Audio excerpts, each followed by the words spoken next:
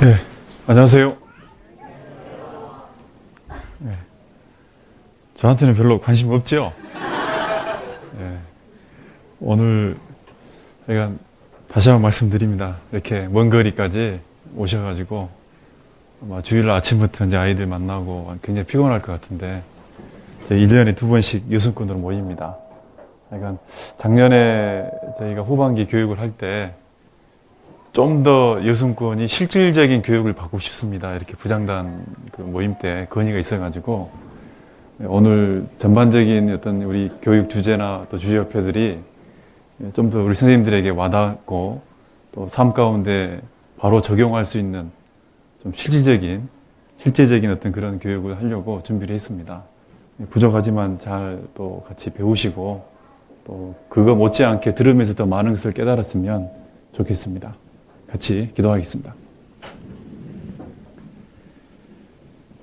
우리를 사랑하시는 살아계신 하나님 아버지, 저희들을 죄인 가운데 하나님의 자녀로서 불러주시고 또 자녀들 가운데 몸된 교회를 섬기기 위해 교사로서 불러주심에 감사를 드립니다. 하나님이 맡기신 소명, 저희들 끝까지 주 오실 때까지 충성되이 해나갈 수 있도록 은혜도 베풀어 주시고 지혜도 주셔서 아이들에게 진정한 스승이 될 수 있도록 인도해 주시기를 간절히 원합니다. 저희들 부족하고 나약합니다. 항상 배우는 마음으로, 겸손한 마음으로 주님의 능력을 바라볼 수 있도록 도와주시고 오늘 특별히 요승권 모든 일정 가운데 함께해 주셔서 우리 선생님들에게 또한 학부모에게 아이들에게 모든 이 교육이 올바르게 전해질 수 있도록 도와주시옵소서. 우리를 언제나 사랑하시는 예수님 이름으로 기도드렸습니다. 아멘. 성경 같이 보겠습니다. 시편 49편입니다. 시편 49편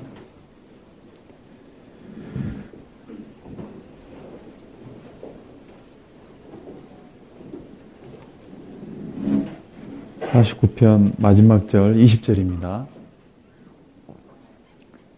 시편 49편 20절 말씀 우리 같이 한번 읽어보겠습니다. 존귀에 차라 깨달지 못하는 사람은 멸망하는 짐승 같도다. 제가 전도인으로 온 지 7년이 됐는데 교육을 하면서 제 평생에 처음으로 좀 PPT를 한번 만들어 봤습니다. 보니까 뭐 다른 그 교육 전도인들은 뭐 영상도 보여주고 뭘 하던데 저는 지금까지 입으로만 그냥 쉽게 하면 좀 써본 것 같은데요. 그래서 이제 저는 여러분에게 오늘 교환을 좀 나눠주려고 교환을 어제까지 새벽까지 좀 쳐봤는데 치다가 포기했거든요. 이게 제가 굉장히 컴퓨터하고 좀 거리가 좀 멉니다. 그래서 이제 오늘은 그 제목만 쭉 쳐가지고 머리가 빨리 돌아가죠. 내용은 다 못 치고 제목만 쳐가지고 선생님들한테 중요한 소주제만 쭉 정리해서 같이 오늘 교육을 하려고 그러는데 오늘 같이 배우고자 하는 주제는 여기 앞에 있는 것처럼 자존감 형성을 위한 칭찬과 훈계라는 주제를 가지고 오늘 주어진 시간 동안에 같이 말씀 배우려고 합니다. 이 교육, 특별히 교육 중에도 많은 이제 교육 내용이 있는데 정신교육이라는 게 있습니다. 이 정신교육의 그 기본이 되는 게 있다면 우리가 교육이라는 게 의도성을 갖고 있는 거잖아요. 이 교육을 의도성을 가지고 있는데 4가지 그 요소를 가지고 있습니다. 우리가 잘 아는 것처럼 첫 번째 뭐죠? 항상 분위기는 항상 나만 알고 있는 분위기로 모두 몰아가는 거죠. 지, 정, 의, 그 다음에 행동입니다. 그래서 교사가 학부모가 어떤 의도를, 목적을 가지고 의도적으로 어떤 필요한 지식을 아이들에게 전하는 것. 그리고 감정을 느끼게 하고 또 의지를 주고 그리고 그 가졌던 의지를 통해서 실제 삶 속에 실천할 수 있도록 의도성을 가지고 있는 게 바로 기본 교육이거든요. 그 교육, 정신교육의 기본이 되는 이 의도성 속에 가장 먼저 갖춰야 될 게 있다면 자존감이라는 겁니다. 아마 우리가 TV에서나 여러분이 가끔 뭐 책을 여기 보면은 이 자존감이란 말이 자주 나오게 됩니다. 그만큼 중요한 건데 쉽게 우리가 넘어가는 게 많이 있더라고요. 이 자존감을 통해서 사람은 어찌 보면 인생의 방향, 그리고 그 인생을 살아가는데 큰 동력이 된다라고 얘기합니다. 실제적으로. 방금 읽었던 말씀처럼 존귀예차하나 깨닫지 못하는 사람은 멸망하는 짐승과 같다. 자기가 얼마나 존귀한지, 얼마나 가치 있고 중요한 존재인지를 알지 못하면 짐승처럼 된다라고 얘기하는 게 성경 말씀이거든요. 어찌 보면 이 하나님의 이 성경을 기록한 목적도 어떤 분 교육의 의도성을 가지고 있는 겁니다. 하나님이 우리에게 너희가 얼마나 귀한 존재인지 깨닫게 하는 게 하나님의 뜻이거든요. 이 자존감, 사람이 얼마나 귀한 존재인지를 알지 못하면 본인 자신도 어떻게 살아가느냐면 짐승처럼 사는 겁니다.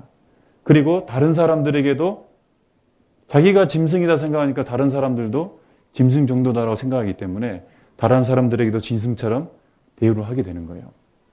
그래서 세상에 자존감을 갖지 못하는 사람들은 쉽게 얘기하면 자기 자신에게도 함부로 어떤 삶의 어떤 함부로 자기 자신을 다루기도 하고 또 다른 사람들도 함부로 다루기도 한다는 겁니다.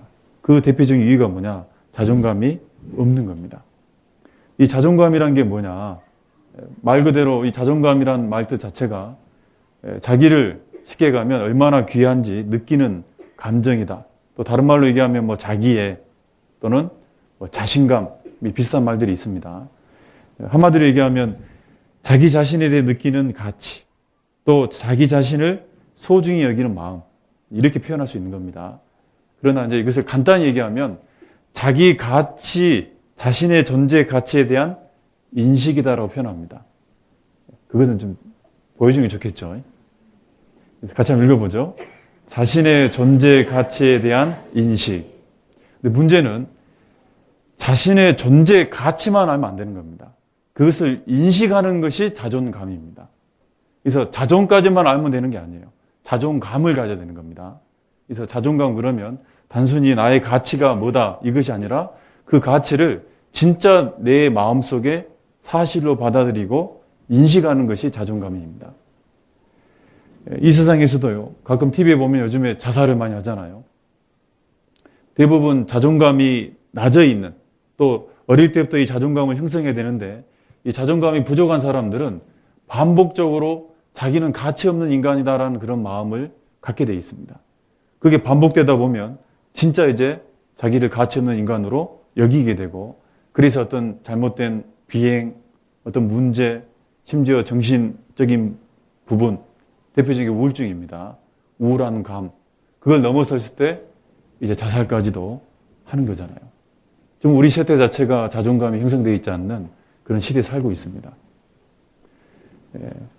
자존감, 자기 가치, 가치는 높은데 자존감이 낮은 사람들은 대표적인 게 우리 삼성 그 이건희 회장 막내딸이 있잖아요. 그 막내딸이 3, 4년 전인가 자살했잖아요. 미국에서. 그 여자를 한번 생각해 보십시다. 그 여자 같은 경우는 가치가 높아요, 낮아요? 굉장히 높은 겁니다. 그 가치 자체가. 육신적으로 부자고, 학문도 닦았고, 외모도 그러고, 모든 게 지금 부러울 게 없는 거거든요. 근데 자기 인식이 안 돼 있는 거예요. 가치는 높았지만 인식이 낮았기 때문에 자살한 겁니다. 또 우리가 뭐 최근에 또 누구 연예인이 죽었잖아요. 최진실도 그 동생도 죽고.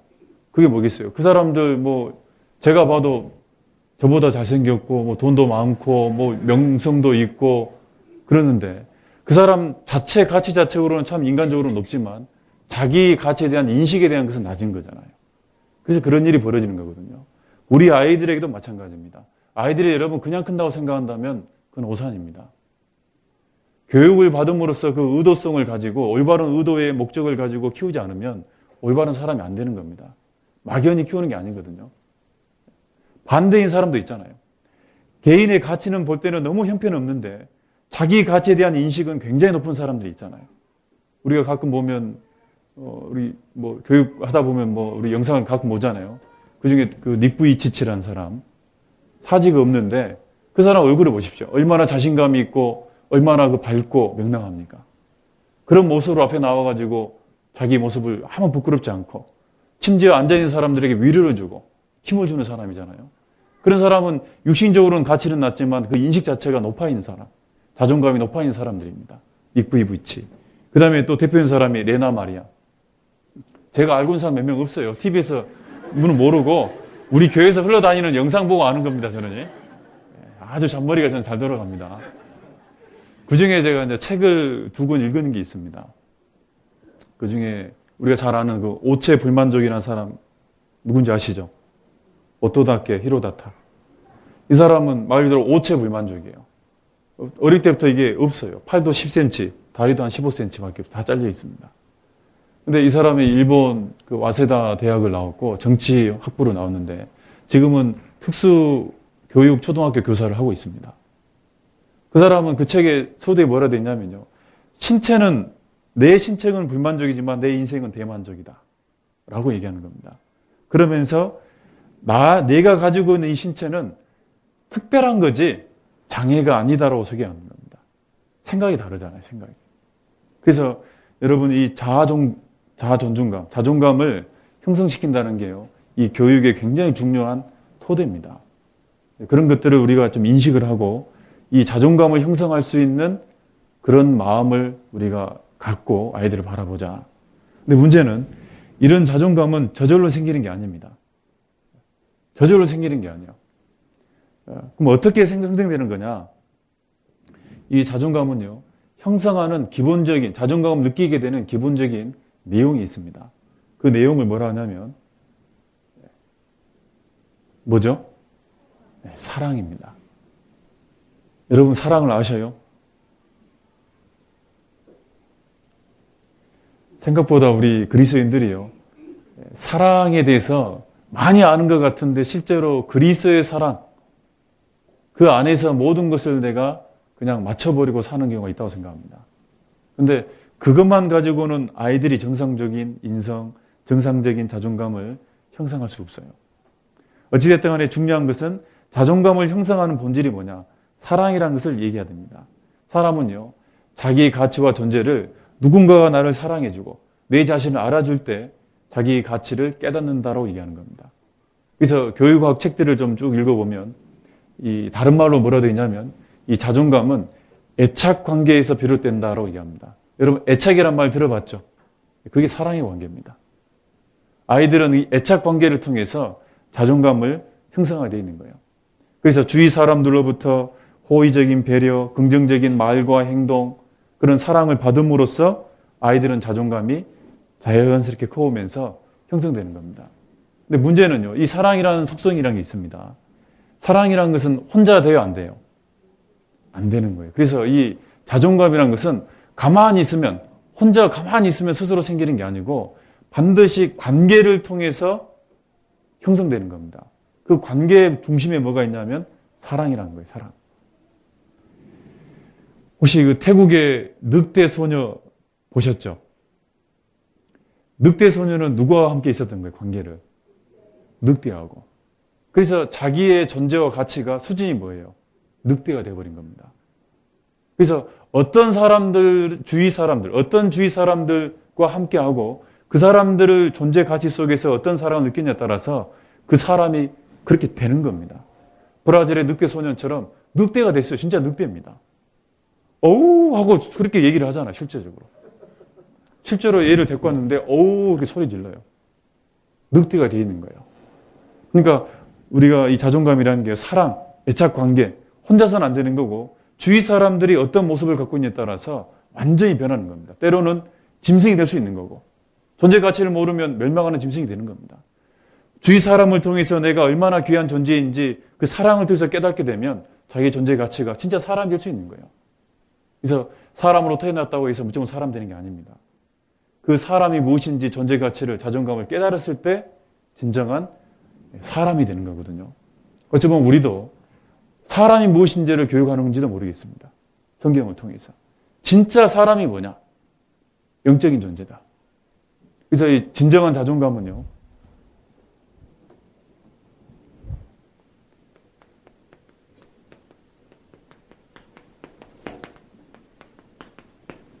진정한 자존감은 나는 누구냐? 이런 말을 세자로 뭐라 그러죠? 그렇게 이렇게 또 who are you 그럽니다. who am I 이렇게 한다든지. 그게 아니라 그걸 이제 우리 선생님들은 알아야 됩니다. 나는 누구냐? 다른 말로. 그 정도는 우리가 아셔야지. 저는 뭐 처음부터 알았겠어요. 어떻게 다 책 보고 한 번씩 보는 거지 뭐. 근데 이 정체성이라는 게 뭐냐면 나는 누구냐를 아는 겁니다. 근데 사람이 태어나가지고 많은 철학자들이, 인문 철학자들이 사람이 누군지를, 본질을 찾아보려고 연구한 게 철학이잖아요. 거기서 사람의 존재 가치를 못 찾습니다. 어떤 사람은 자연 철학에서는 흙이 사람의 어쩌면 존재다. 물이다. 뭐 이렇게 쭉 이런 존재 가치가 잘못되어 있는 겁니다. 나는 누구냐라는 것을 분명히 알려면 누굴 만나야 됩니까? 사람은. 맞습니다. 하나님을 만나지 않으면 진정한 자존감을 깨닫지 못하는 겁니다. 그래서 우리가요, 교사들이 정말 중요한 게 뭐냐면 아이들에게 하나님을 만날 수 있도록 하나님을 만나게 하는 것이 교사의 역할입니다. 교사도 마찬가지고 여기 교사들 가운데 부모도 마찬가지입니다. 자녀들에게 하나님을 아이들에게 만나게 해줘야 됩니다. 그래야지 진정으로 나라는 사람이 무엇인지를 깨닫게 되는 거예요. 그 하나님을 만나서 뭘 깨닫는 겁니까? 그렇죠. 사랑을 깨달아야 됩니다. 그게 자존감을 형성해 주는 거거든요. 그래서 우리 아이들에게 진정한 자존감을 주기 위해서는요, 하나님을 만나게 한 이후에 구원을 받게 하는 겁니다. 그 구원 속에 하나님의 은혜와 사랑이 있잖아요. 그걸 통해서 구원을 받게 하는 것이 이제 출발인 겁니다. 자존감의 출발. 구원받은 이후에 또한 하나님은 우리를 고와 같이 내버리지 않고 계속 지속적으로 삶 가운데 은혜도 주시고 은혜 위에 은혜를 더해가면서 사랑을 베푸십니다.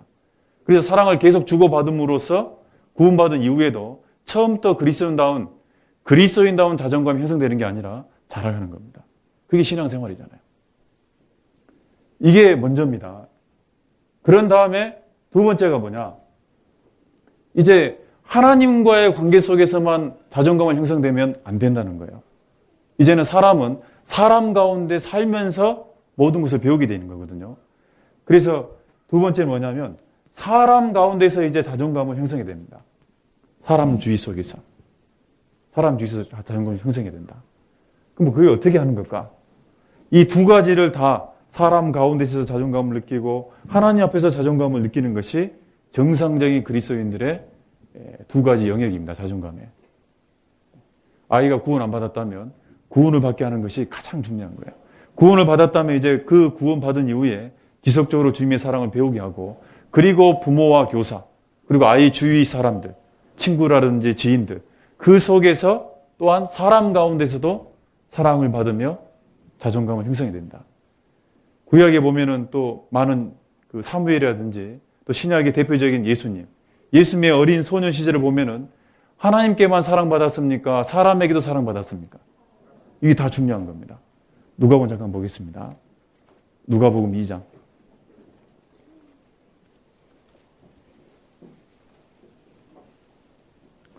누가복음 2장입니다.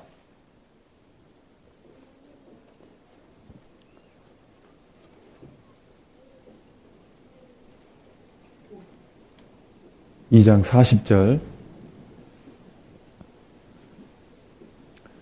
아기가 자라며 강하여지고 지혜가 충족하며 하나님의 은혜가 그 위에 있더라. 그리고 이제 12살이 되었습니다. 52절은 같이 읽어보죠. 예수는 그 지혜와 그 키가 자라가며 하나님과 사람에게 더 사랑스러워 가시더라. 그렇습니다. 하나님과 사람에게 더 사랑스러워 간다. 이게 예수님의 유년 시절을 보면 지극히 정상적인 자존감을 형성하는 모습입니다. 먼저는 뭐에게서요? 하나님에게서. 그 다음에는 사람에게서. 이 순서가 정해져 있다는 것도 여러분 알았으면 좋겠습니다. 그래서 아이들에게 이 자존감이 뭔지, 자존감 형성을 위해서 그 본질 자체가 사랑인데 그 사랑은 두 가지 영역이 있다. 하나님과 나, 그리고 나와 사람들. 그렇다면 이제 우리는 이제 사람입니다. 교사와 부모는 사람의 관계 속에서 중요한 대상인데 아이들은 그러면 이 부모와 교사를 통해서 많은 대화, 행동을 주고받고 있습니다. 그 중에 사랑을 전하고 있는 대표적인 교육수단이 뭐냐면 오늘 얘기하고자 하는 칭찬입니다. 칭찬. 그리고 훈계입니다. 그 칭찬과 훈계 속에 아이는 사랑을 가장 쉽게 깨닫는다라고 얘기하는 겁니다. 단순히 여러분요, 선물을 주니까 사랑한다. 그건 오해입니다. 선물을 주는 것은 다시 다음에는 더 큰 선물을 원하는 욕심으로 바뀌게 돼요. 눈에 보이는 선물을 가지고 뭔가를 하는 건 좋지 않습니다. 그러나 아이에게 뭔가 행동으로 아니면 뭔가 마음속에 참 위로가 되는 말, 칭찬, 그런 격려들, 이런 것들이 진짜 아이들에게 날 사랑한갑다라는 기이한 자존감을 형성할 수 있는 도구가 된다는 겁니다. 그래서 저는 개인적으로 이 칭찬을 밀어주는다라는 의미를 제가 좀 이렇게 적어봤습니다. 밀어주는 칭찬을 하자. 밀어주는. 우리가 구루마를 끌고 갈 때, 지금 좋은 얘기 하다 구루마 나오니까 좀 이상하죠? 제가 구루마가 표준어인가요? 뭐가, 선수래. 예. 그게 표준어였군요. 예. 그래요. 이 밀어주는 칭찬. 예. 어떻게 하는 거냐? 첫 번째 제가 이제 이 칭찬도요, 무조건 하는 게 아닙니다. 제가 가끔 보면은 칭찬이라는 게 참 좋다라는 말은 많이 들었을 겁니다. 막 그런 건 많이 들어봤을 거예요. 교육 시간에도 뭐 여러 개 책 가운데서도 칭찬은 뭘 춤추게 한다. 얼마나 이게 대단한 겁니까? 책 안 읽어도 됩니다. 그 책은. 제목만 읽으면 됩니다. 그거는. 칭찬이라는 게 얼마나 좋다는 건 다 알고 있습니다. 근데 문제는요, 잘못된 사랑 표현, 무조건적인 칭찬은 그건 칭찬이 아닌 겁니다. 아이를 사랑한다는 그런 마음 때문에 칭찬이라는 것을 무조건적으로 많이 하게 되면 도리어 그것이 독이 될 수 있습니다. 칭찬이 독이 될 수 있습니다. 그래서 아이를 사랑하는 데는 조건이 없는 거잖아요. 그러나 칭찬하는 데는 조건적으로 해야 됩니다. 그래서 사랑은 무조건적으로, 칭찬은 조건적으로 해야 된다. 칭찬을 무조건적으로 하다 보면요, 이 아이들이 좋은 칭찬도 그 칭찬의 의미를 잊어버릴 수 있습니다.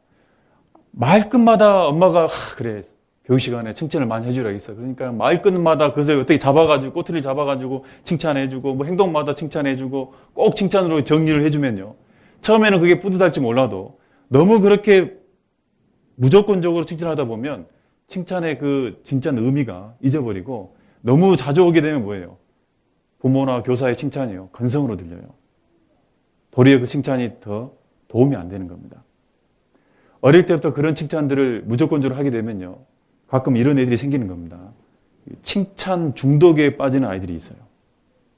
그런 애들이 화선에도 제가 몇 명 보이거든요. 칭찬 중독에 빠진 아이들. 쉽게 얘기하면 이 아이들은요, 자존감의 형성이 도리어 낮습니다. 칭찬이라는 것이, 격려라는 것이 아이들에게 자존감을 형성하는 데 도움이 되는 게 아니라 도리어 그것이 더 낮은 아이로 막 바꿔놔요. 이 칭찬 중독에 빠진 아이들의 상태를 보면요, 항상 물어봐요. 너무 많은 것을 물어봅니다. 예를 들어 이런 겁니다. 그림을 그리잖아요. 자, 오늘은 이런 그림을 그려보자 그럽니다. 그러면 자존감이 있고 주체성을 가지고 온 아이들은 자기 나름대로 자신감 있게 자기 그림을 막 그리는 거예요. 근데 이 칭찬 중독에 빠진 아이들은요, 어떤 특성을 보이냐면은 선생님에게 처음부터 물어봅니다. 이 색깔을 써야 되냐, 이 크레용을 써야 되냐, 나무는 이렇게 그리는데 이게 맞는 거냐, 계속 물어보면서 가는 거예요. 왜 그러냐면 자신감이 없어요, 이 아이가. 쉽게 하면 칭찬을 받기 위해서 내가 현재 하고 있는 거에 대해서 이게 칭찬받을 말인지 부모나 교사에게 인정받을 수 있는 내용인지 아닌지를 계속 확인하려고 하는 겁니다. 부모에게 도움을 구하는 게 아닙니다, 물어보는 게. 실제로 그 아이가 도움을 구하는 게 아니라 내게 맞냐, 틀리냐, 이게 칭찬받을 거냐, 인정받을 수 있는 거냐, 그게 염려돼가지고 계속 하기 전부터 물어봐요. 그런 애들이 있죠. 그걸 못 모르고, 그럼 내가 도와줄까? 그러면 나라 그럽니다, 또. 자기가 하긴 해야 되는데 인정받기 위해서, 칭찬을 받기 위해서 쉽게 하면 주체성이 없어요. 자신감이 없는 거예요. 그래서 무작정 칭찬을 많이 하게 되면 도리어 아이들에게 도움이 안 되는 겁니다. 그 아이들은요, 커서도 자꾸 물어보고, 쉽게 가면 엄마 머리 깎고 밥 먹고 머리 깎고 이렇게 물어보는 겁니다. 실제로 그렇게 되는 거예요. 예전에도 제가 잠깐 선생님들이 그런 얘기 했습니다만은요, 몇 년 전에 학예소양회 때 대학교 4학년 친구가 와서 저한테 진로 상담을 하는 거예요. 냅다 와가지고 저한테 뭐라냐면, 전사님, 제가 대학원을 가야 되겠습니까? 직장에 취업해야 되겠습니까? 물어본 거예요. 이거 좀 이상하죠? 이런 질문에 대해서. 그거 당연한 거 아닙니까? 예. 나한테 왜 물어보냐고, 그것을. 네가 결정해, 네가! 네가 대학원 가든 네가 가든 왜 나한테 물어봐? 아니, 예를 들어서 대학원을 가게 됐는데, 결정을 했는데, 뭐 어떤 마음으로 해야 된다든지, 뭐 이런 걸 물어보면 몰라도 그 자체를 물어보는 거예요. 난 너 몰라, 나도! 그런 얘기가 나오지만은, 마음은 억누르고. 그래야 될 거 아니에요. 어쩔 수 없잖아요. 근데 그 아이 보니까요. 말하는 내내 자기 주관이 하나도 없는 거예요. 주관이. 대학교 4학년인데 26이면 이게 적은 나이가 아니잖아요. 주관이 없어요. 그래서 나중에 다른 사람에게도 자기 어떤 일을 하는 거에 있어 왜 이렇게 하냐 물어보면 자기가 이렇게 생각해가지고 합니다 하는 게 아니라 누가 전도사님 해서 하고 있습니다라고 얘기합니다. 그런 사람들은. 어릴 때부터 칭찬 중독에 빠진 사람들의 결과예요.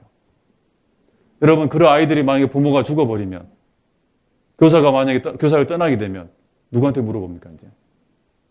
그러니까 그 아이들이 사회에 적응이 안 돼요. 그래서 그런 애들이 사회에서 그거 받아줍니까? 자기가 알아서 해야지, 어느 일정 부분은. 그러니까 이제 외톨이가 되는 겁니다. 외톨이 되다 보면 우울증에 빠지게 되고, 잘못하면은 사회에서 지켜가면 참 멀리 이상한 사람처럼 되는 거잖아요. 그게 어릴 때부터 칭찬 중독에 빠져 있는 사람들의 결과입니다. 그래서 칭찬은 잘못된 사랑 표현, 무조건적인 칭찬이라는 겁니다. 이건 조심해야 된다라고 여러분이 알았으면 좋겠습니다. 그리고 칭찬은 어떻게 하는 거냐? 다시 한번 읽어보죠. 주관적 느낌이 아닌 객관적 표현. 칭찬을 할 때 주관적인 자기의 느낌, 내가 지금 칭찬하는 사람이라면 아이가 어떤 칭찬받을 만한 행동을 하잖아요. 그러면 그 행동을 보고 내 느낌을 얘기하는 게 아닙니다. 칭찬은. 객관적인, 그 아이가 한 행동에 대해서 객관적인 사실을 표현해 주는 게 칭찬입니다. 그 성경에서 가장 대표적인 올바른 칭찬, 그리고 가장 위대한 사도를 멘토로서 이끌어줬던 사람, 바나바잖아요. 바나바가 사도 바울을 칭찬을 통해서 예루살렘 제자들과 교제하게 만들어준 겁니다. 쉽게 얘기하면 사도 바울의 정체성을 성립시켜줬던 사람이 바로 바나바입니다. 바나바가 어떤 모습을 칭찬했습니까? 주관적인 느낌을 얘기한 게 아닙니다. 잠깐 찾아보죠. 사도행전 9장.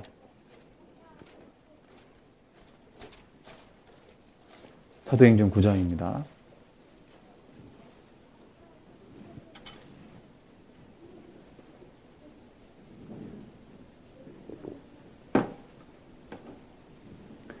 장 25절. 바나바가 데리고 사도들에게 가서 그가 사도 바울이죠. 그가 길에서 어떻게 주를 본 것과 주께서 그에게 말씀하신 일과 다메섹에서 그가 어떻게 예수의 이름으로 담대히 말하는 것을 말하느니라. 이렇게 칭찬하는 겁니다. 9장 27절. 일부러 그렇게 했죠. 이렇게 칭찬하는 겁니다, 여러분. 그래서 예를 들어 이런 겁니다. 예를 들어서 아이가 바지 입기를 싫어해요. 이 아이가. 근데 오늘은 운동도 해야 되고 그러니까 왜 야외에서 뛰어놀려면은 바지를 입고 가야 돼. 근데 이 아이가 바지를 안 입는다고 고집을 피우는 거예요. 그때 엄마는 어쩔 수 없이 바지를 입혀야 되는 것이 이제 올바른 거잖아. 예를 들어서. 그럼 바지를 입혀놓고 보통 엄마들은 뭐라고 칭찬하냐면, 우리 은정이 바지 입으니까 진짜 이쁘다. 이거 입고 가면 친구들이 엄청 부러워할 거다. 이렇게 얘기합니다. 그럼 이 얘기를 들은 아이는요, 어떻게 생각할까요? 진짜 이쁘다고 생각할까요? 그런 상황에서? 안 그럽니다. 속으로 거짓말. 엄마 거짓말. 나 바지 입게 하려고 일부러 저렇게 말하는 거야. 이건 잘못된 칭찬이 그런 거예요. 여러분은 진짜 이뻐서 입혔거든요. 근데 그 아이는 그런 엄마의 주관적인 거잖아요. 우리 아이가 진짜 이쁘다. 엄마가 볼 때입니다. 그리고 친구들도 진짜 이쁘게 볼 거다. 부러워할 거다. 주관적인 느낌이잖아요. 이렇게 칭찬하는 것은 아이에게 도리어 반감을 일으키는 겁니다. 바지 입게 하려고 엄마 거짓말하는 거야. 예를 들어서 그런 겁니다. 그런 칭찬이 아니고 이렇게 칭찬하는 게 좋은 겁니다. 객관적인 표현이라는 게 뭐냐면 예를 들어서 바지를 입혔을 때 그거 입혔을 때 좋은 게 뭔지 그것을 객관적으로 사실을 설명해 주는 것이 좋은 거예요. 바지를 입히면은 바지에는 뭐가 있죠? 치마에 없는 주머니. 예를 들어서 그러면 이렇게 얘기하는 거예요. 예를 들어 은정아 이기를 봐라. 바지는 2개 주머니가 있지? 그러면 오른쪽 주머니는 네가 좋아하는 곰돌이 핀도 담고 왼쪽 주머니는 네가 좋아하는 스티커도 담아. 그럼 물건도 잘 안 잊어먹을 거다. 이게 객관적인 거예요. 그 바지를 입었을 때 좋은 점, 객관적인 모습을 실제적으로 얘기해 줍니다. 그럼 그 아이는요, 거짓말 그걸 안 합니다. 왜냐하면 그게 사실이거든. 사실이기 때문에 반발심을 갖는 게 아니라 그것을 그대로 객관적인 표현이기 때문에 받아들이는 마음이 커져요. 아, 그렇구나. 그럼 다음에 중요한 물건을 갖고 갈 때는 바지를 다음에 입어야 되겠다. 이런 어떤 동기 유발도 되는 겁니다. 쉽게 하면 그것이 바로 주관적 느낌이 아닌 객관적인 표현을 해주는 모습이다. 그런 겁니다. 저희 자매가요, 엊그저께요. 없으니까 얘기하는 겁니다. 없으니까. 그 충계 간다고 자매들이 이제 봉사를 하는데 조끼를 입으려 했는데 조끼가 못 입고 스카프를 다 차는 걸로 자매님들이 통일을 했다 그래요. 스카프를 이제 사가지고 엘리베이터로 올라가는데 저를 딱 보면서요. 이뻐요, 안 이뻐요? 물어보는 거예요. 엘리베이터 안에서 저를 보고. 이거 이뻐요, 안 이뻐? 물어보는 겁니다. 실은 이거는 질문 자체부터 잘못된 거거든요. 그렇게 질문하면 이걸 어떻게 하라고 나보고 지금 대답을. 그래서 저는 이제, 어쩔 수 없이 이제 안 이뻐보다는 이뻐하는 게 낫잖아요. 그래서 이뻐 그러면 바로 나옵니다. 거짓말. 왜 그렇게 물어봐, 그러니까 왜? 이뻐, 안 이뻐는 주관적인 거예요. 근데 혹시나 질문 자체가 이미 이제 교육적인 게 아니거든요, 저희 자매는. 이쁘냐, 안 이쁘냐, 이렇게 물어본 건 교육적인 질문이 아니에요. 여러분도 마찬가지입니다. 자매님들, 형제님한테 옷 사가지고, 나 여보, 이거 이뻐, 안 이뻐? 이렇게 하면 그건 진짜 교육적인 거 아니에요. 원래는 내가 새로 목도리를 찾는데, 예를 들어서 스카프를 찾는데, 어쩌냐고 물어봐야 돼요. 어울리냐고 물어봐야 돼요. 이렇게 묻는 게 교육적이에요. 그러니까 이제, 만약에 이뻐, 안 이뻐 그런다면, 그걸 통해서 제가 교육적인다면 어떻게 칭찬해야 되겠어요? 이쁘다, 안 이쁘다 이거보다는 객관적인 표현해 준 거면 좋습니다. 객관적으로. 아, 봄이 되니까 그 색깔이 참 어울린 것 같다고. 그리고 당신 얼굴 색깔이 약간 까무잡잡하니까 밝은 게 좋을 것 같다고. 이렇게 객관적인 표현을 하게 되면 거짓말 이렇게 안 나옵니다. 왜? 그게 객관적인 모습이니까. 그래서 칭찬은 주관적인 느낌이 아니고 객관적으로 표현해 주라. 객관적으로. 무슨 말이 되시겠죠? 그리고 세 번째요. 칭찬의 초점을 아이에게 맞춰야 됩니다. 이게 굉장히 중요한 겁니다.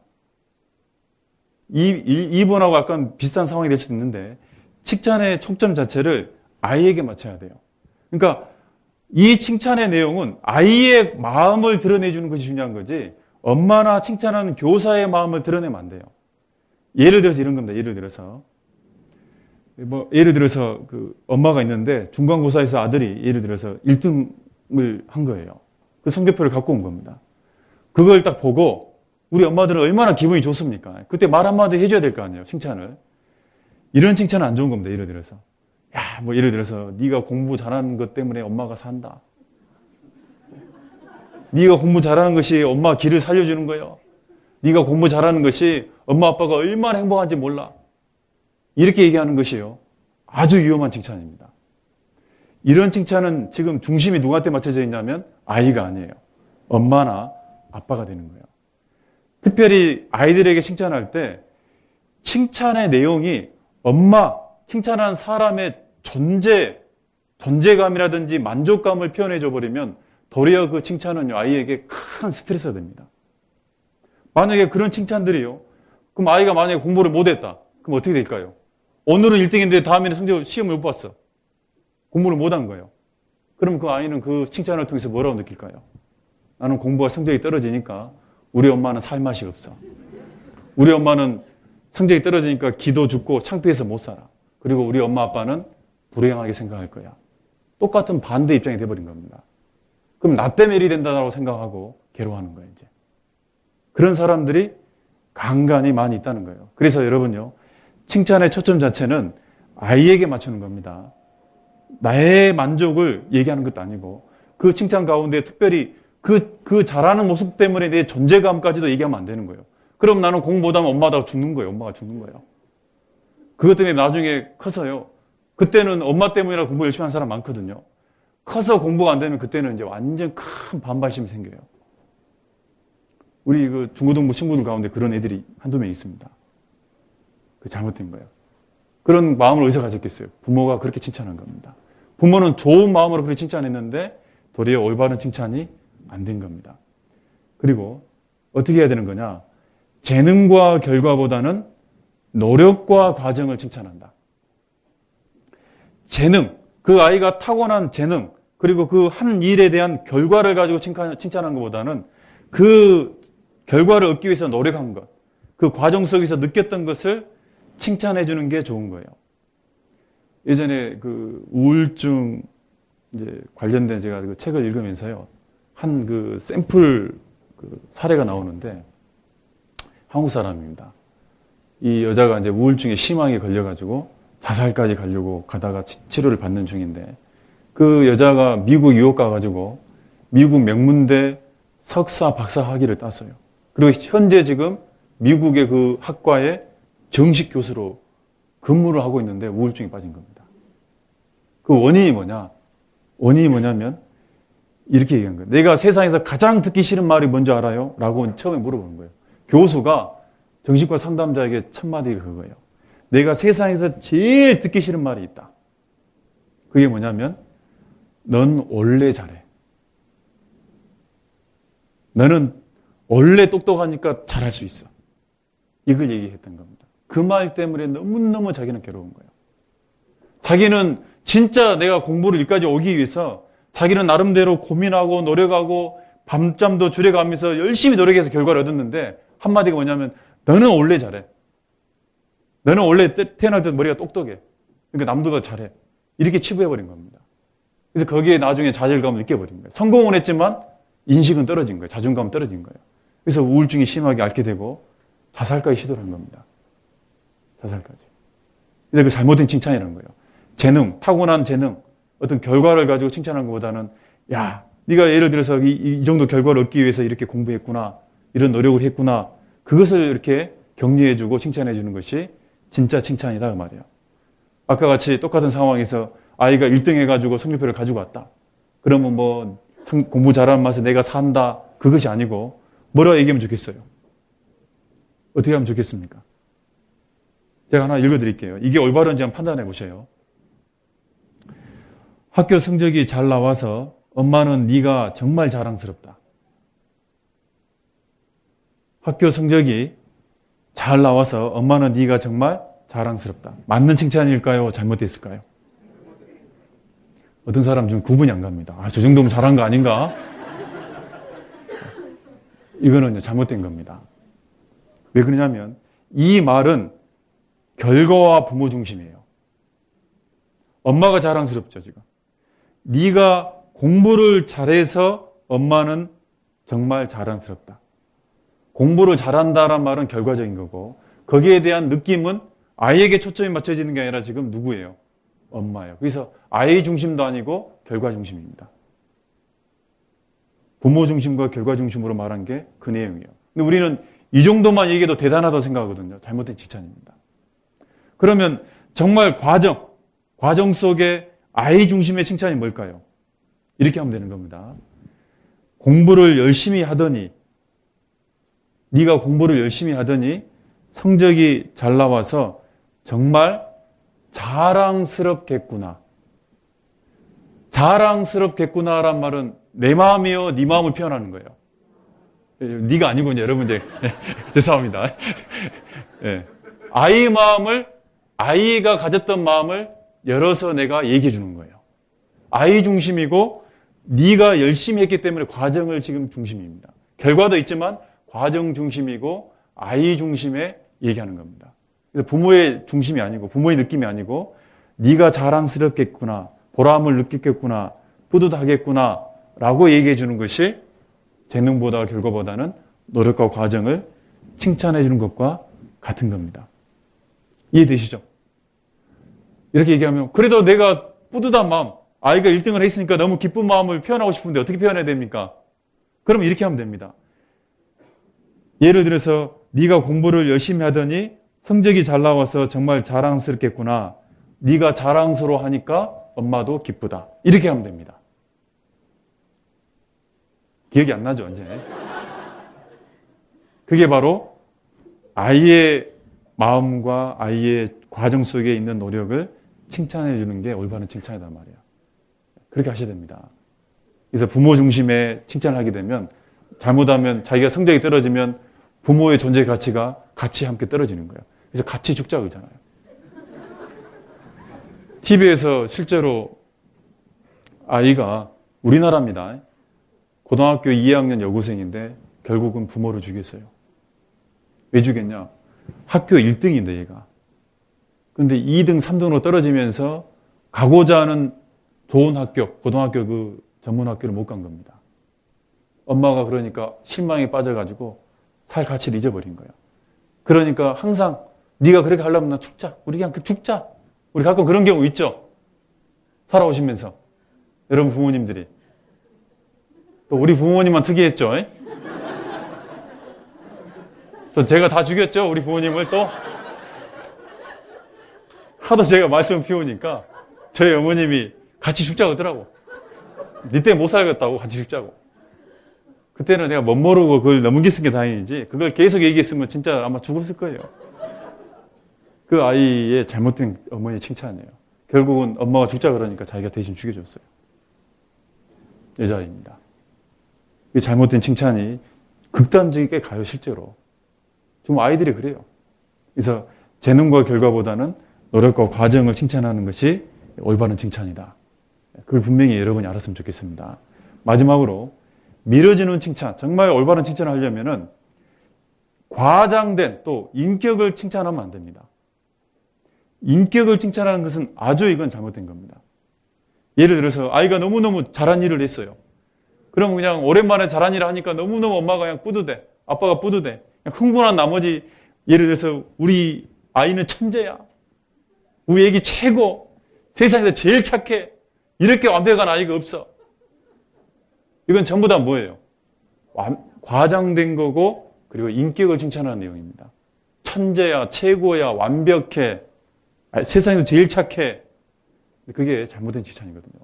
인격을 칭찬하는 건 없습니다. 왜냐하면 이 세상에 어느 누구도 죄인으로 태어났고 육신적으로도 모든 사람은 불완전한 겁니다. 완벽한 것은 아무것도 없어요. 근데 완벽한 것을 칭찬하고 인격을 칭찬하는 것은 반드시 그것이 도리어 부작용을 일으키는 겁니다.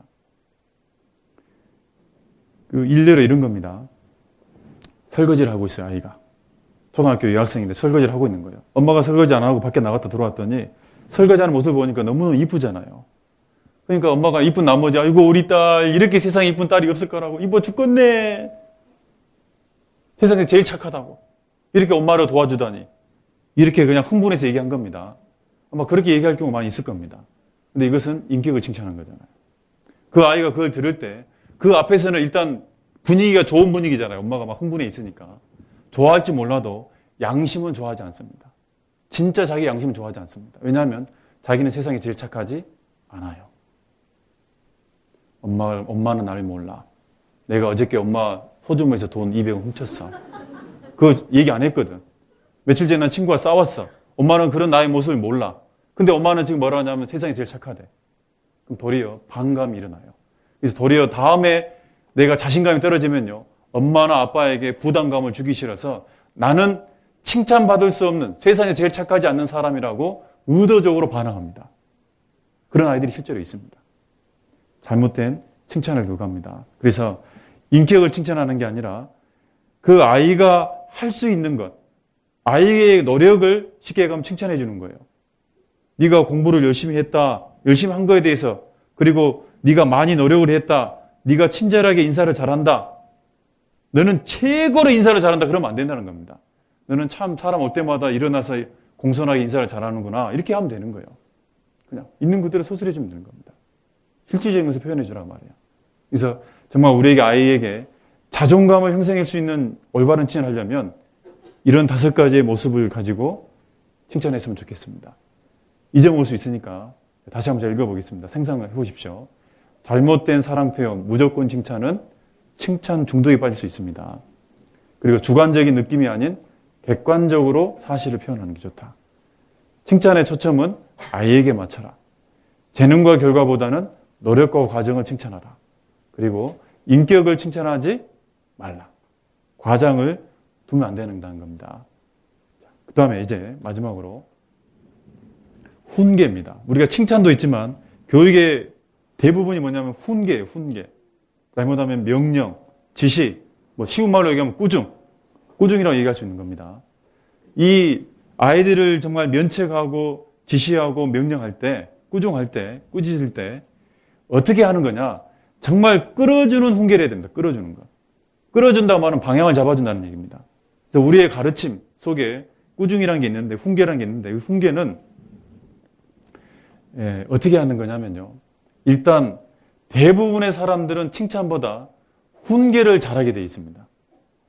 왜냐하면 아이가 잘못된 행동을 보여주면은 사람은 빨리 고쳐져야 된다는 그 의무감 때문에요. 이 꾸짖는 것이 먼저지 칭찬은 굉장히 드물어요. 인색합니다. 그래서 많은 학자들은 이렇게 얘기합니다. 꾸중과 훈계와 칭찬은 1대7 비율로 사용하라고 그럽니다. 쉽게 얘기하면 칭찬을 7번 할 때 꾸중은 한 번 해야 된다. 내가 한 번 꾸중을 하려면 최소한의 7번 정도는 그 아이에 대해서 칭찬할 것들을 어느 정도 해놓고 꾸짖는 것이 좋다 말이야. 그만큼 칭찬에 인색하니까 그렇다는 거예요. 그러면 어떻게 꾸질 거냐? 이렇게 꾸져야 됩니다. 첫 번째, 복종을 강요하기보다는 이해와 선택을 주라. 복종.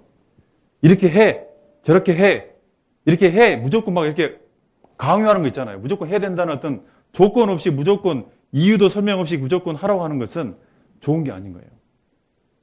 왜냐하면 아이도 영적인 존재거든요. 여러분, 영적인 존재는 하나님의 인간을 만들 때 인격적인 존재로 만들었다는 뜻이거든요. 인격적인 것은 강요를 통해서, 억지로 통해서, 힘을 통해서 하는 게 아닙니다. 자유의지를 준 거잖아요. 자유의지. 자유의지가 뭐예요? 자기가 스스로 판단하고 선택하는 겁니다. 선악과를 하나님이 주셨을 때 무조건 먹지 말라고 얘기한 게 아닙니다. 선택할 수 있는 두 가지 영역을 준 거예요. 그리고 선택했을 때 결과를 얘기해 준 겁니다. 네가 이런 선택을 하게 되면 이런 결과가 있다. 이렇게 얘기하는 게 좋은 거거든요. 그게 성경적인 겁니다. 근데 무조건 해라는 겁니다. 예를 들어서 엄마가 하라면 할 것이지 뭔 잔말이 많냐. 뭐라고 타서면 토달지 마. 아빠가 하라는 대로 해. 시키는 대로 하면 돼. 묻지 마. 그게 뭐냐면 강요예요. 그 아이는 왜 이렇게 해야 되는지 자기는 알고 싶은 거거든요. 이해가 돼야지 뭔가 자기가 의지를 가지고 선택할 거 아니에요. 이해 없이 무조건 따라오게 한답니다. 그러면 잘못하면요. 정말 아이를 로봇처럼 조종하는 겁니다. 그런 말은 조종하는 거, 리모컨이요. 리모컨 형태의 말은 없애야 됩니다. 로봇이 아니거든요, 로봇가. 그런 아이들 중에는 호기심 많은 아이들은요. 또 왜요? 물어보잖아요. 그럼 뭐라 합니까? 왜요? 그럼 뭐라 그래요, 여러분? 그럴 때. 왜는 뭐가 왜야? 말 듣고 하지 말했지. 그 궁금한 것을 왜 내가 이것을 해야 되는 건지를 묻는 거거든요. 근데 그것을 묵살을 시켜버린 거예요. 그러면 안 된다는 거예요. 그게 바로 복종을 강요하는 겁니다. 그러면 이제 아빠가 화나 있고 엄마가 막 윽박 지르니까요. 아이는 어때요? 그 상황에 무서워서 이제 따라가는 거지 자기가 정말 하고 싶어 하는 게 아니에요. 그렇게 계속 이끌어가다 보면 나중에 언제 반항하냐면 자기가 컸을 때예요. 이제. 그래서 대부분의 사춘기에 와가지고 생각지 못한 아이가 반항심을 보이는 것, 극단적으로 반항심이 빠지는 아이들은 대부분요 윽박지른 겁니다. 충분한 이해와 설명이 안 돼 있는 대화를 한 겁니다. 무조건 해. 토달지 마. 하라면 해. 시키면 해. 라고 얘기하는 거죠. 그러지 말고 왜 이런 것을 해야 되는지 충분한 이유를 설명해 주는 게 좋아요. 그리고 이렇게 했을 때 어떤 결과가 나타나는지도 설명해 줘야 됩니다. 그걸 듣고 나면 아이는 선택하게 되는 거예요. 내가 만약 이렇게 하게 되면 이런 결과를 생기는 거구나. 그 결과에 대한 것도 자기가 선택을 해야 된다는 겁니다. 그래야지 자기가 이렇게 선택했기 때문에 결과도 내가 선택한 거고 그 결과도 선택했기 때문에 결과에 대한 책임도 누가 져야 된다는 거예요. 아이가 지는 거예요. 근데 부모가 강요하면요. 나중에 어떻게 됩니까? 엄마 때문에 그렇다 그럽니다. 나는 원래 여기 이과로 가려 했는데 엄마 때문에 아빠 가라 해서 했다고 나중에 실패하면 그럽니다. 책임을 엄마 부모에게 돌리게 돼 있어요. 비정상적인 겁니다. 그게. 자기가 선택하고 자기가 결과에 대한 것을 선택한 거예요. 그래서 아이에게 복종을 강요하지 말고 이해와 선택을 주라. 이렇게 했을 때 어떤 문제가 있는지 그리고 어떤 결과가 나타나는지 이해시켜 준 다음에 네가 선택하는 기회를 주는 거예요. 그렇게 꾸짖는 것이 좋다라고 얘기하는 겁니다. 그래서 아이로부터 무조건적인 복종이 아닌 이해와 선택을 주는 게 좋다. 그러면 어떻게 해야 될 거냐? 예를 들어서 이런 겁니다. 슈퍼마켓에서 아이를 데리고 갔는데 아이가 막 뛰다니는 거예요.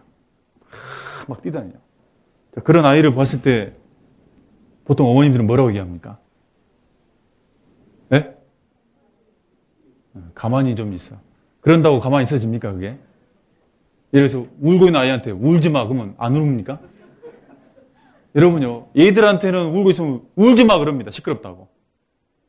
근데 만약 여러분요, 반대로 생각해 봅시다. 입장을 바꿔놓고.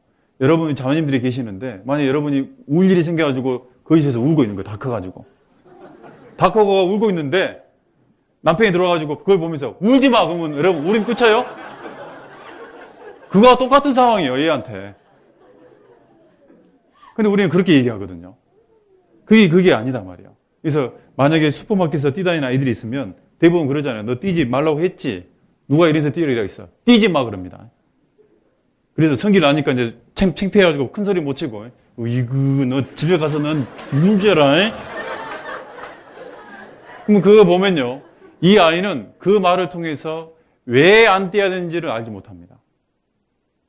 그래서 그 어떤 아이는 용감한 아이는 더 뛸 수 있어요. 그러다 두드러 맞고 안 뛰는 거거든요.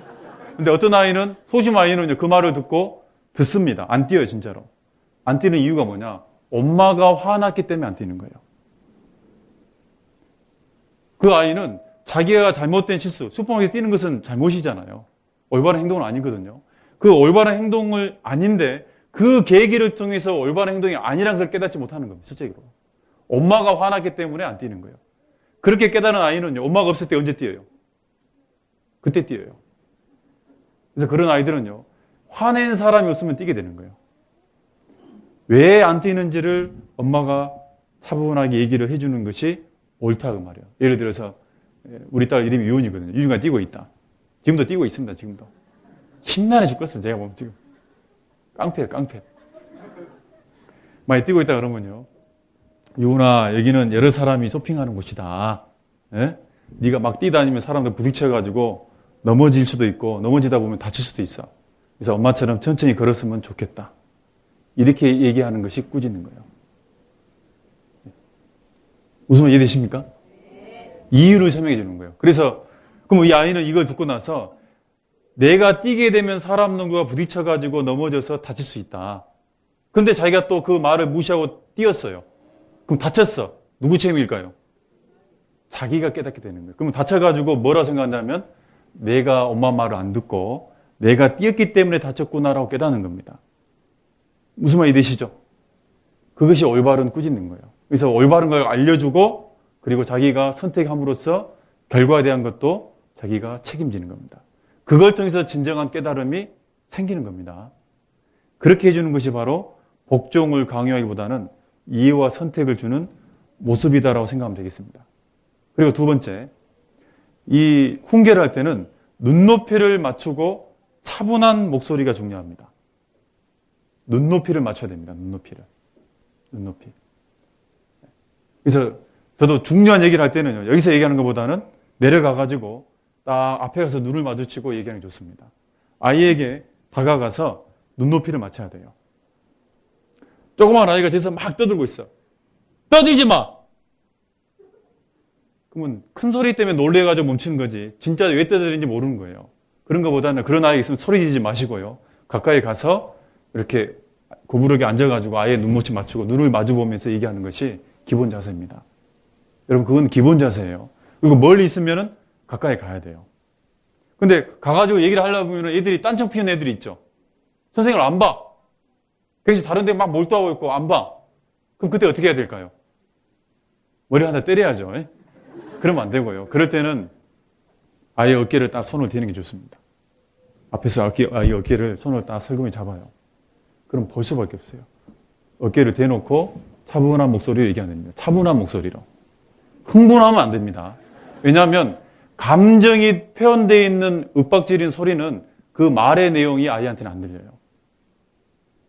저도 만약 여기서 소리를 지르잖아요. 말의 내용이 안 들리고 뭐만 빨리 와닿냐면 지금 목사님이 화나 있다. 지금 졸고 있으니까 화나 있는 것 같다 지금. 쉽게 가면 예를 들어서 그렇게 돼 있지 말의 내용이 안 들리는. 그래서 여러분이 아이들에게 꾸짖을 때는요. 흥분하면 안 되는 겁니다.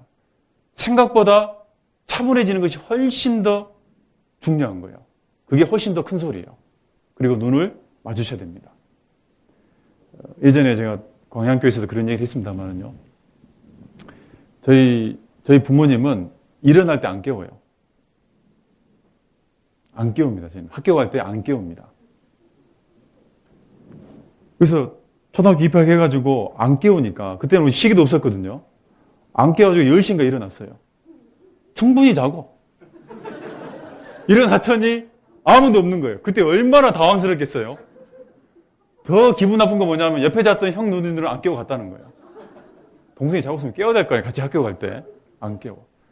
제일 무서운 게 뭐냐면 놀래가지고 밖으로 나와요. 이제 마루 나오면 마당에 아버님과 어머님이 계신 거예요. 근데 그 어머님과 아버님이 웃고 있다는 거예요. 화를 안 내는 게 더 무서워. 그런 내 모습을 보면서 차분한 의자로 가방 챙겨서 가라. 그 차분한 목소리가 훨씬 무서운 거예요. 차라리 두드러 맞는 게 나아.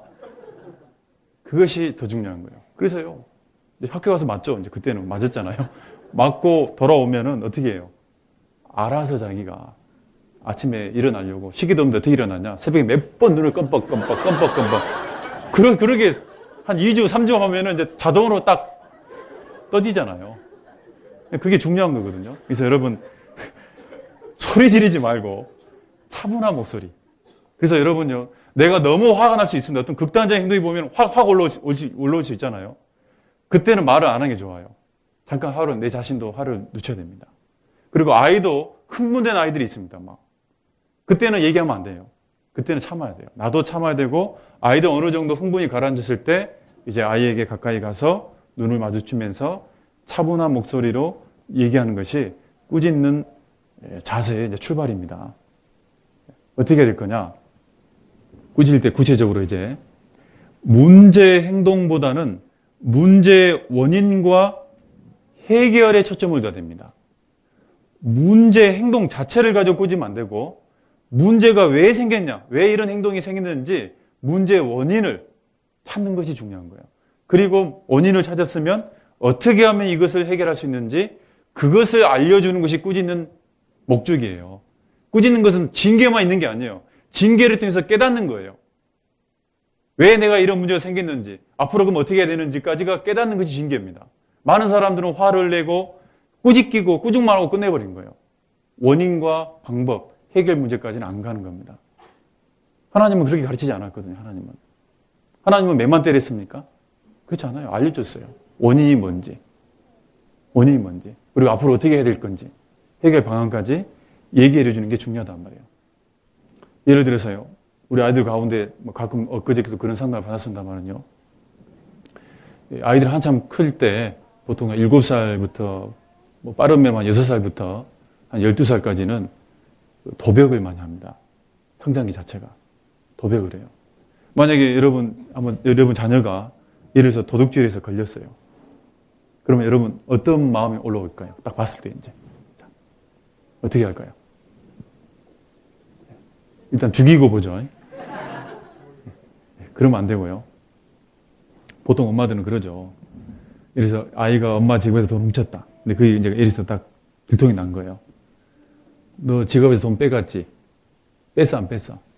했어 안 했어? 뭐 예를 들어 이렇게 왜 그랬냐? 네가 도둑이냐? 교도소에 가고 싶어? 너 콩 먹기 싫은데 콩만 먹고 싶어, 너? 신고할까? 뭐 예를 들어서, 이제 이런 마음이 올라오잖아요. 그런 취조 형태의 어떤 협박. 이것은 꾸짖는 게 아니에요. 그건 꾸짖는 게 아닙니다. 대부분 근데 우리는 그렇게 이제 하잖아요. 얼음장을 놓고 완전 막 겁을 주면서 막 얘기하잖아요. 그렇게 돼버리면 이 아이는 자기가 도둑질한 거에 대해서 반성할 시간이 없습니다. 그 대화 속에서는. 잘못을 깊이 못 깨달아요.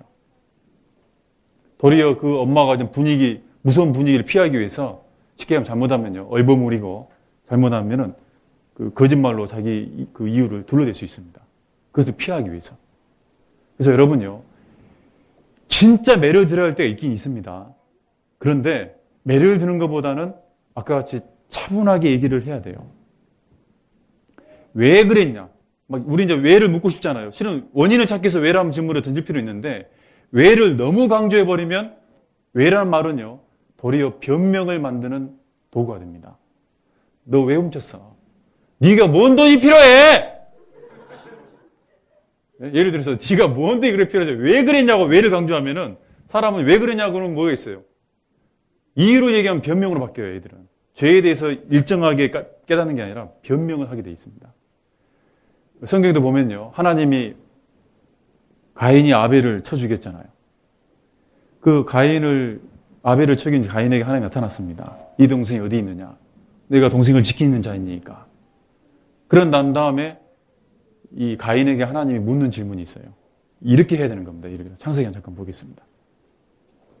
왜가 아닙니다.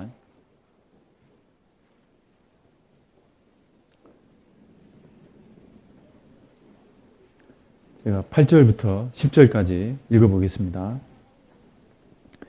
8절부터 10절까지 창세기 4장 8절부터 10절 가인이 그 아우 아벨에게 고하니라. 그 후 그들이 들이 있을 때 가인이 그 아우 아벨을 쳐 죽이니라. 여호와께서 가인에게 이르시되 내 아우 아벨이 어디 있느냐? 그가 가로되 내가 알지 못하나이다. 내가 내 아우를 지키는 자니이까. 10절은 같이 읽어보죠. 가라사대 내가 무엇을 하였느냐? 내 아우의 빗소리가 땅에서부터 내게 호소하느니라. 왜 했냐라는 것을 안 나와요. 무엇을 했느냐 이게 중요한 거예요. 자기가 한 거에 대해서 얘기를 해주는 게 중요한 겁니다. 왜라는 말을 많이 강조하면 죄에 대해서 자기가 한 일에 대해서는 쉽게 하면 이게 축소돼 버리고 변명에만 커져 버린 거예요. 그러면 죄를요 깨닫지 못하는 겁니다. 그래서 원인은 알 필요는 있지만은 왜를 너무 강조하면 안 돼요. 왜 그랬냐? 네가 뭐가 부족해서 그랬냐? 막 이렇게 하면 안 되고 일단 차분한 어조로 아까 같이 그냥 물어보는 거예요. 예를 들어서 우리 윤영이가 어디에 쓰려고 돈이 필요했니? 이래서 그렇게 물어보면 되는 겁니다. 윤영이 있잖아요. 여기 지금 윤영이.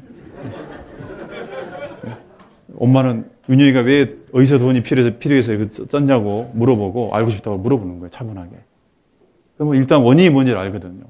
얘가 예를 들어서 롯데리아가 생겼는데 불고기 햄버거 사 먹고 싶어서 친구들이랑 돈이 부족해서 엄마 돈을 갖고 갔어요. 죄송해요.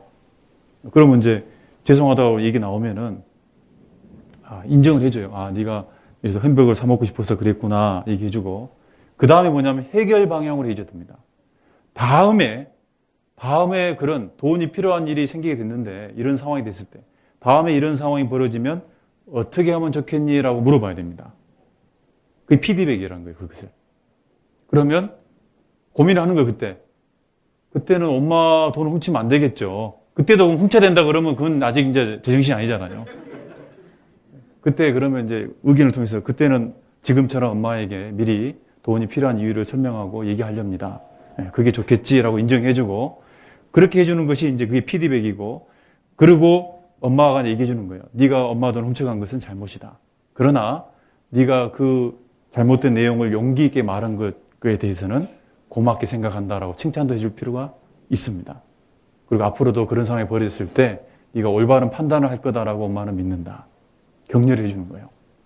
이렇게 꾸짖는 겁니다. 근데 말이 꾸짖는 것이 굉장히 칭찬이죠. 실은 이게 좋은 거예요.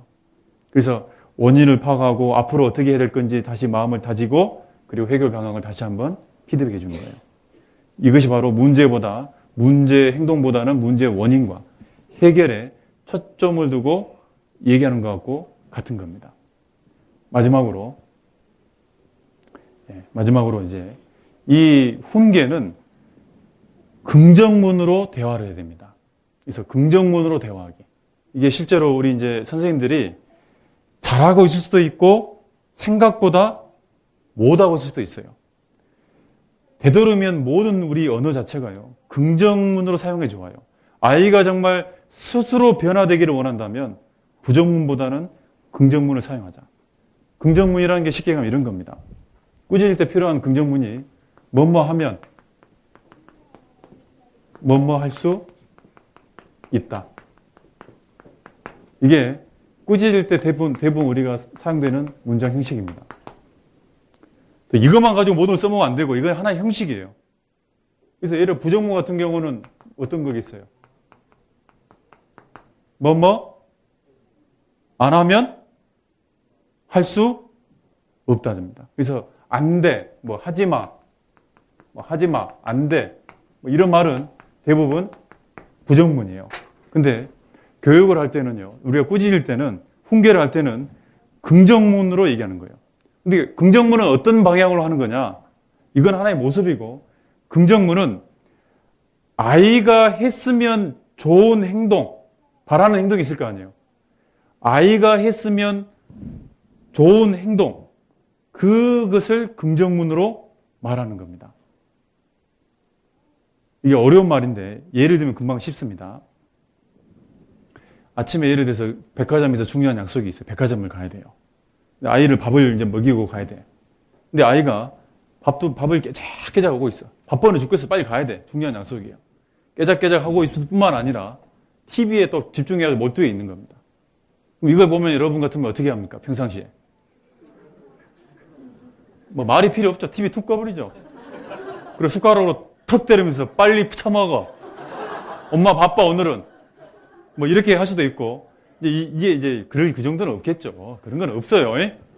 우리 때만 있는 거예요. 우리 때만요. 저희 집에서만 있는 거지. 여기는 그런 거 없어요. 근데 대부분 뭐라고 얘기하냐면 그래도 배웠다는 사람은 이렇게 얘기합니다.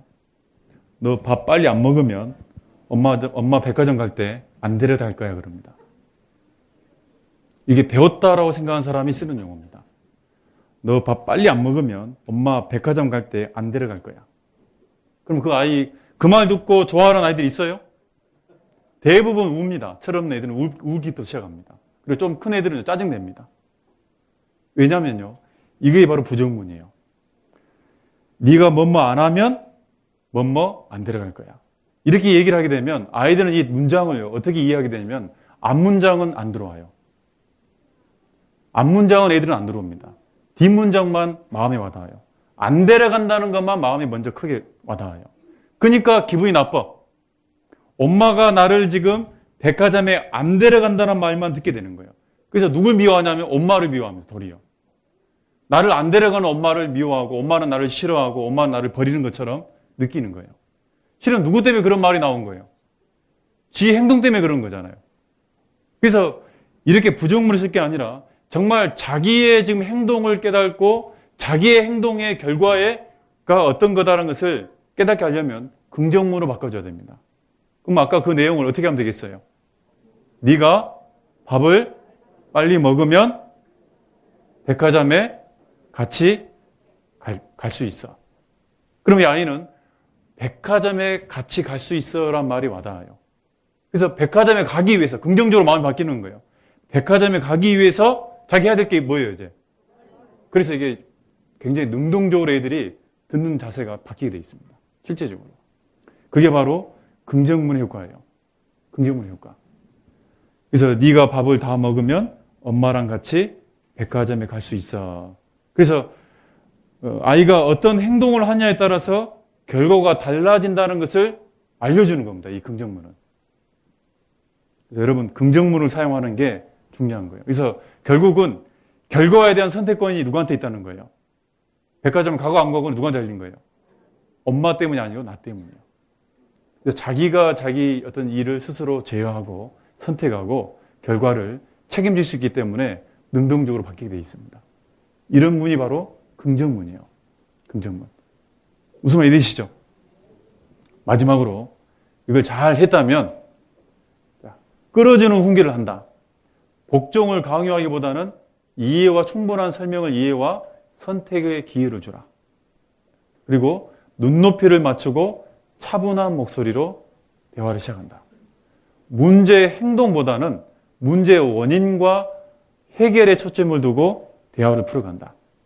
그리고 그 대화의 문장은 긍정문으로 풀어간다.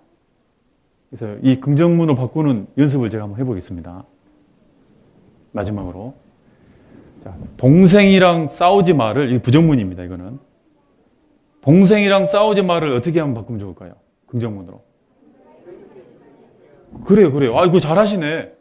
동생이랑 사이좋게 지내라 그러면은 이건 안 좋은 말이야, 이제. 아닙니다. 뭐 해보겠다고 하는데요.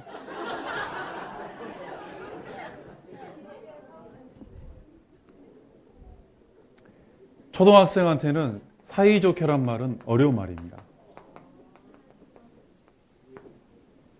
아이한테 사이좋게가 뭐지? 그래서 아이가 구체적으로 설명해 줘야 돼요. 굳이 이 단어를 쓰고 싶다면 동생이랑 사이좋게 말로 해야 됩니다.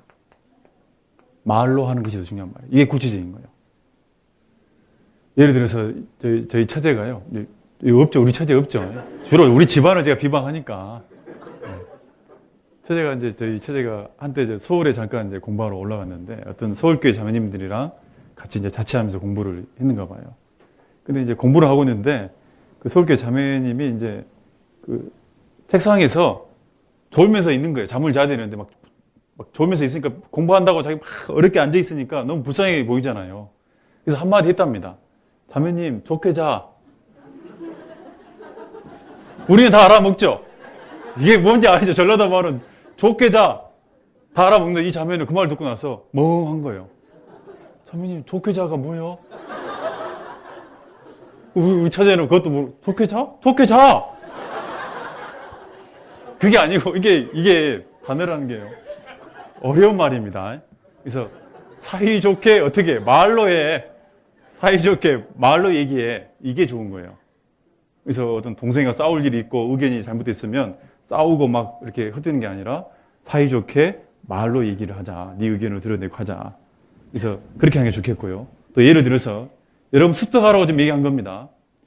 길에서 뛰지 마 그러면 어떻게 할까요? 긍정문으로 얘기하면. 그렇죠. 길에서는 천천히 걷자. 그게 실제적인 겁니다. 그 다음에 욕하지 마.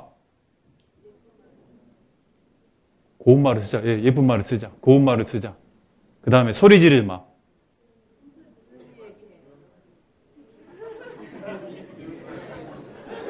이게 이제 제가 사범부터 수준이 있어야 되거든요. 애들이 막 시끄럽게 하고 있어요. 소리 지르지 마! 소리 지르지 마. 그래서 긍정을 바꾼다고 조용히 얘기해! 그러면 안 됩니다. 아까 이제 말씀 중에 뭐가 나왔냐면 왜 조용히 해야 되는지 이유가 설명돼야 돼요. 아이는 지금 왜 괜히 소리 질렀겠어요? 지금 이 자리에서 소리 지른다. 이유를 안다면 소리 지르는 것을 안 질러야 된다는 이유를 안다면 소리 안 지릅니다. 근데 이유를 모르기 때문에 소리 지르고 있는데 그 아이한테 소리 지 마라고 얘기합니다. 그럼 안 되는 거예요. 여기는 여러 사람이 있으니까 옆 사람에게 방해되지 않게 조용조용하게 얘기하자. 이렇게 하는 게 좋은 겁니다. 다 배운 내용입니다. 지금 이 내용이. 그게 중요한 거예요. 더 정말 올바르게 한다면 그 아이에게 가까이 가서 눈을 마주치고 같이 차분한 어조로 얘기하는 거죠. 여기는 옆에 사람들하고 많이 있다 보니까 방해가 되니까 조용조용하게 얘기하자. 이 말도 실제 표현해 주는 거예요. 조용조용히 얘기하자. 이렇게 해주면 훨씬 더 좋은 거죠. 효과가. 아, 그럼 이 정도 톤 안에서만, 목소리 크기 안에서만 얘기를 해야 되는구나 라고 깨닫겠죠. 그게 긍정적인 문입니다. 그 다음에 울지 마. 아까 울지 마 나왔었는데 남편이 들어와가지고 울지 마 그럽니다. 그래서 저도 전도인데 가끔 상담하다 보면 자매님들이나 뭐 형제님들 많이 안 우는 경우가 많은데 자매님 많이 울잖아요. 자매님 울지 마. 그러면 그 다음부터 상담하러 올까요? 안 올까요? 안 옵니다. 똑같아요. 부정문을 쓰면 안 와요. 근데 울고 있는 아이에게 어떻게 해야 되겠어요? 울고 있다고 뭐 어떻게 해야 돼요? 긍정으로 바꾸려면. 예. 그렇죠. 왜 우는지 원인을 캐는 거잖아요. 원인을 받아야 돼요. 그래서 네가 무슨 슬프고 속상한 일이 있느냐 차근차근 얘기를 해보자. 그 이유를 물어보는 게 중요한 거예요. 그게 긍정문이에요. 그리고 6번째, 옷 좀 아무데나 벗어놓지 마. 이제 남편과 부부 사이에 많이 나오는 상황이잖아요. 자, 우리 자매님들 이렇게 얘기하면 절대 안 고쳐집니다. 이걸 긍정문으로 바꿔야 됩니다. 어떻게 하면 좋을까요? 네, 그런 게 좋은 거예요. 벗은 옷은 세탁기에 넣어주세요. 벗은 옷은 빨래통에 넣자. 이게 긍정문입니다. 이게. 마지막으로 숙제 안 하면 TV 볼 수 없어. 숙제하면 TV를 볼 수 있어. 맞아요. 이렇게 하는 것이 이제 긍정문이에요. 이 모든 것은요, 오늘 칭찬하는 것 이제 끝났습니다. 칭찬하는 것. 그 다음에 훈계하는 것, 기술입니다. 기술이 필요한데 이 공통점이 있어요. 제가 개인적으로 이것을 얘기하기 위해서 오늘 이 주제 잡은 겁니다. 공통점이 있습니다. 이게 뭐냐면 자존감이란 것도 스스로 느끼는 겁니다. 그리고 칭찬도 스스로 느낀 것을 공감해 주는 겁니다. 그리고 훈계도 스스로 판단하고 선택하도록 기회를 주는 것이 오늘 모든 내용이에요. 그래서 오늘 실은 주제가 뭐냐? 결국은 스스로 모든 것을 헤쳐나가는 겁니다. 아이들에게. 그걸 주는 것이 중요해요.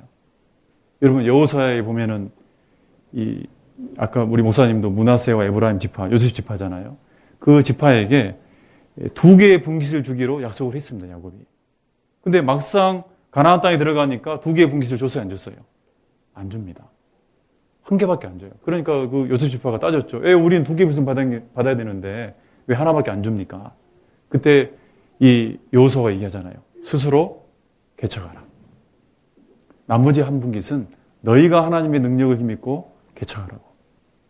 그것이 실은 도리어 더 큰 은혜예요.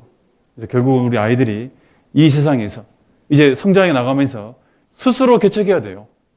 스스로 이제 정말 정상적인 하나님 앞에 자존감을 형성하고 사람 속에서 정상적인 사람 속에 자존감을 형성하고 그리고 자기 인생길을 스스로 개척해 가면서 나아가야 된다. 그 모든 게 다 이 안에 포함되어 있는 겁니다. 오늘 짧지만은 어려운 내용입니다. 이게 제가 유인물을 나눠줬으면 좋을 텐데 다음에 저희 교회에 띄우겠습니다. 한 2, 3일 내에 띄워질 거예요. 그래서 참고하시면서 삶 가운데 이제 그냥 되는 게 아니라 노력을 하셔야 됩니다. 같이 기도하겠습니다. 하나님 감사드립니다. 우리 아이들에게 올바른 칭찬과 훈계에 대해서 말씀 안에서 같이 교훈을 받았습니다. 듣고 끝나지 아니하고 우리 삶 가운데 먼저 이루어지고 그걸 통해서 우리 아이들에게도 올바르게 교육의 방식을 이끌어갈 수 있도록 도와주시옵소서. 이후에 있는 모든 시간 가운데 함께해 주시고 모든 시간들 주님 앞에 은혜될 수 있도록 붙잡아 주시기를 간절히 원하옵니다. 우리를 사랑하시는 예수님 이름으로 기도드렸습니다. 아멘. 잠깐 광고 있기 전에요. 제가 우리 전도사님을 좀